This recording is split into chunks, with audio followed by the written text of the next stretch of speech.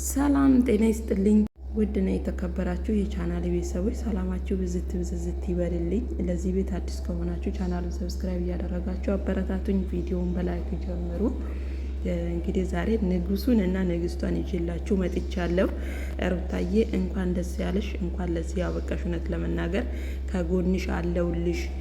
ያንቺ ደስታ ደስታዬ ነው፣ ያንቺ ሀዘን ሀዘኔ ነው ብሎ እንግዲህ አይተነዋል። ደስታ ከብዙ ወራቶች በፊት ስላንቺ በጣም ሲጨነቅ ስላንቺ ሲያሳስበው እውነት ለመናገር ወደ ነበረበት ቦታ ራሱ ለመመለስ እንደዚህ የሆነች እሷን ጥያት የእሷ ነገር የሆነ መፍትሄ ሳያገኝ እኔ ወደ ስራዬ ወይ ደግሞ ወደ ነበርኩበት ሀገር አልመለስም ብሎ ሩታዬ እየገፋችሁ እንኳን እኔ ላንተ አሁን ላይ ጊዜ ልቤ አይቀበልህም እያለችው እንኳን አንተም ማፍቀር አልችልም እየተባለ ተስፋ ያልቆረጠ ጀግና ደስታ ነው እውነት ለመናገር ማለት ነውና በጣም ደስ የሚል ልጅ ነው።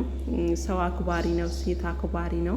በዛ ላይ ደግሞ እንግዲህ ሩታዬን በደንብ አድርጎ እንደሚያፈቅራት እንደሚወዳት እስከ መጨረሻው ድረስ ከሷ ጎን መሆን እንደሚፈልግ እንዲሁም ደግሞ ሩታዬ ላይ እንባ የምትባል ነገር ከዓይንሽ እንድትወጣ አልፈልግም እያለ እንግዲህ በጣም በሚገርም ሁኔታ እየገለጸላት ነበረ ትላንትና። በጣም ደስ ይላል እውነት ለመናገር ማለት በዚህን ሰዓት ለሩታዬ ነገሮች ቢከብዱም ያለችበት ሁኔታ ጥሩ ባይሆንም እንግዲህ ደስታን የመሰለ ሸበላ ክሷታል ፈጣሪ ማለት ነው። እውነት ለመናገር ካሳ ብለውታል።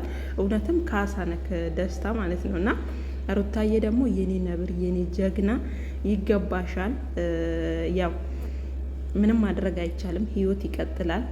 እኛ ባልነው ሳይሆን ፈጣሪ በፈቀደው ነው ህይወታችን የሚሆነው ማለት ነው። በህይወታችን ላይ ብዙ ነገሮች አፕል ሊያደርጉ ይችላሉ። ግን እኛ ደግሞ ያንን ነገር በጣም ትኩረት እናደርግበታለን። በተለይ ደግሞ በፍቅር ዓለም ወይ ደግሞ በፍቅር ዓለም በፍቅራችን ላይ በህይወታችን ላይ የመጀመሪያችን የሆነውን ሰው ለመርሳትም ሆነ ከህይወታችን ለማስወጣት እኛም ደግሞ በቃ የሆነ አለ አይደለ ያንን ላይፍ ለመርሳት በጣም ብዙ ውጣ ውረድ እንወጣለን ለመናገር እና ሩታዬ እንግዲህ ውስጧ ላይ ያለው ቁስሎች ባይድኑም እንኳን ደስታን የመሰለ ሰው እንግዲህ ፈጣሪ ሰጥቷታል። በጣም ደስ ይላል እውነት ለመናገር እና ደስታ እንግዲህ ያው ሩታ እየገፋችሁ እንኳን በጣም ብዙ መንገድ እየሄደ አንዴ እሷ ጋር ሽማግሌ እየላከ አንድ ቤተሰቦቿ ጋር ሽምግልና ካላኩ እያለ እንግዲህ ብዙ ነገሮችን እያሳየ ነበረ። ለሩታዬ ጊፍቶችን ለማበረከት ዝግጁ እንደሆነ ብዙ ነገሮችን እያሳየ ነበረ። ይሄ ደግሞ ፍቅር ነው። በቃ ጋይዝ ብዙዎቻችሁ ደስታ ቱሪና ፋነክ ደስታ እንዴት እንደዚህ ትላለህ? ሩታዬ ቁስ አይገዛትም ምናምን እያላችሁ ነበር። እና የሰው ልጅ ለሚወደው ለሚያፈቅረው ሰው የፈለገውን ነገር ማድረግ ይችላል። ይሄ ደግሞ ፍቅር ነው ጋይስ። ለምትጠሉት ሰው አሁን ዝም ብላችሁ ለምትጠሉት ሰው የሆነ ነገር ታደርጋላችሁ፣ ትሰጣላችሁ።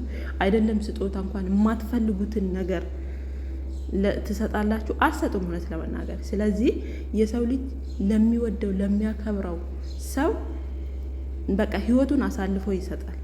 ደስታ ደግሞ ለሩታዬ በጣም ብዙ ጊዜ ብሏልነት ለመናገር የንግግር ችግር እንኳን ቢኖርበትም ሰው እንግዲህ ሁላችንም ስንፈጠር በተፈጥሯችን የራሳችን የሆነ አሻራ አለን እና ግማሹ አሳምኖ አውርቶ ማሳመን ይችላል፣ ግማሹ ደግሞ የማሳመን ችግር ይኖርበታል፣ ግማሹ ደግሞ እንዴት ነው በምላሱ ይኖራል፣ ግማሹ ደግሞ እያለው እንኳን አለ አይደለ የሁላችንም ተሰጥኦ የተለያየ ነው እውነት ለመናገር እና ደስታ ግን መልካም ልጅ መልካም ጸባይ ገባችሁ፣ ስነ መግባሩ ለሴት ልጅ ያለው ክብር እንግዲህ አይተነዋል። ከመጣ ወደ ሩታ ህይወት ከመጣበት ጊዜ ጀምሮ ወደ ሩታ ህይወት ከመጣ እኛ ደስታን የምናውቀው እንጂ ከዛ በፊት ደስታ ማን ይሁን ከየት ይሁን የምናውቀው ጉዳይ የለንም ጋይዝ። ግን ወደ ሩታ ህይወት ከመጣ ጊዜ ጀምሮ ደስታ መልካም ልጅ እንደሆነ ነው የምናውቀው። ሲገፋ እንኳን ብዙ ነገር ስትለው እንኳን ሩታዬ ተስፋ አልቆረጠም። ገባችሁ? ወንድ ማለት እንደዚህ ነው። ያኛው ቢሆን ወይ ደግሞ አብርሃም ቢሆን ሩታ የሆነ ነገር ስትለው እሷ ጋር እግርሽ ላይ የሆነ ነገር እያለ እዛኛው ሄዶ ደግሞ ይሽለጠለጣል።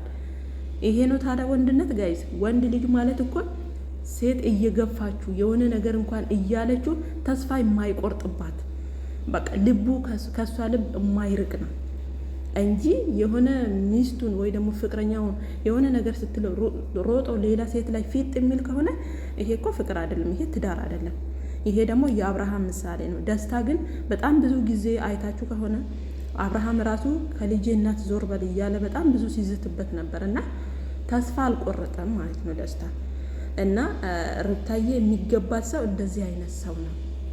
ግን ደግሞ ሩታ እንዳለችው ማለት ነው ጋይስ፣ የምሬን ነው የምላችሁ ሩታ እንዳለችው ጊዜ ያስፈልጋታል። ጊዜ በደንብ ያስፈልጋታል አሁን ላይ። ምክንያቱም መጀመሪያ የደስታን ፍቅር ወይ ደግሞ የደስታን ልብ ወደ ልቧ ከማስገባቷ በፊት የአብርሃምን ነገር አጥረግርጋ ከጭንቅላቷና ከልቧ ማውጣት አለባት። ያለበለዛማ ልቧ እንደተንጠለጠለ ነው የሚኖረው ማለት ነው። ገባችሁ? ስለዚህ ጊዜ ያስፈልጋታል። እሷ እንዳለችው አሁን ላይ ኖርማል ጓደኛሞች እንሆናለን፣ አብረን እንጫወታለን፣ አብረን እንትን እንላለን። ግን ይሄ ፍቅርህን ተቀበልኩ ማለት አይደለም ስትለው እንግዲህ ደስታ ከፍቶታል እውነት ለመናገር። ምክንያቱም እሱ በቃ በአንድ ሁሉ ነገር ከት አድርጎ የሆነ ነገር ላይ መድረስ ነው የሚፈልገው እንጂ ማምዛዛት፣ ቀጠሮ መስጠት ምናምን ነገር አይፈልግም። ወንድ ልጅ ከቆረጠ እንዲህ ነው ጋይዝ፣ የምሬ ነው የምላችሁና የደስታን ልብ ለሁላቸውም ለሁሉም ወንዶች ይስጣቸው። ሲቀጥል ደግሞ ሩታዬም ትክክል ናት። ምክንያቱም ይቺ ልጅ ላጤ አይደለችም፣ ህፃን አለ፣ ለዛም ደግሞ አመት ያልሞላው ልጅ አላት። እንግዲህ ለእሷ አሁን የፈለገ ነገር በዚች ዓለም ላይ የፈለገ ነገር ቢሰጣት ልዑልን በምንም አትቀይረው። ብዙ ፈተናዎችን ብዙ ጣውረዶችን ማግኘትን ማጣትን ያየችበት ቢኖር በዚች ምድር ላይ ልዑሌ ነው ጋይስ፣ ብዙ ፈተና የተፈተነችበት። ስለዚህ ልዑሌን ደግሞ የሆነ ነገር ላይ ሳታደርሰው ወይ ደግሞ እንዴት ነው አለ አይደለ የሱ ህሊናም እንዲጎዳ አትፈልግም። ገባችሁ? ስለዚህ ለዛ ነገር ጊዜ ያስፈልጋታል። ቢያንስ እንኳን ልዑሌ አመትና ከዛ በላይ ቢሆነው የሆነ ነገር ላይ ቢደርስላት እሷ ኖርማል ነው። ምክንያቱም የራሷን ህይወት የራሷን ነገር እንዴት መምራትና እንዴት ማድረግ እንደሚኖርባት የምታውቅ ሴት ናት። ስለዚህ ደስታም ደግሞ ያን ተቀብሎ እንግዲህ አብረው ጊዜያትን እያሳለፉ አንዳንድ ነገሮችን እያወሩ መላመድ ይመጣል በዚህ አጋጣሚ። ምክንያቱም ሩታ ጊዜ ስጠኝ ነው እያለች ያለችው አይደል? እንዲህ አሁን ደስታም ደግሞ ይሰጣታል እውነት ለመናገር ስለሚወዳት። በዚህ መሀል ሩታና ደስታ መጠናናት የሚባል ነገር አለ። ገባችሁ? ባህሪ ለባህሪ የሆነ እንዴት ነው ወክ ማድረግ አብሮ የሆነ ቦታ ደስ የሚል ቦታ መሄድ ብቻ አለ አይደለ? ብዙ ታይሞችን አብረው ማሳለፍ ይችላሉ። እንደዛ እያለ ነገሮች እየተስተካከሉ ይሄዱና ወደ ቁም ነገሩ ይደርሳሉ ማለት ነው። ስለዚህ እኛ ሩታዬ ስትስቅ ስትደሰት ነው ማየት የምንፈልገው እንጂ ሩታዬ የሆነ ተከፍታ እያለቀሰች ልጄን ምኔን እያለች እንድትኖር አንፈልግም። ለአንድ ልጅ አይደለም ለ10 ልጅ ትተርፋለች፣ ሁሌም እንደምለው ማለት ነው።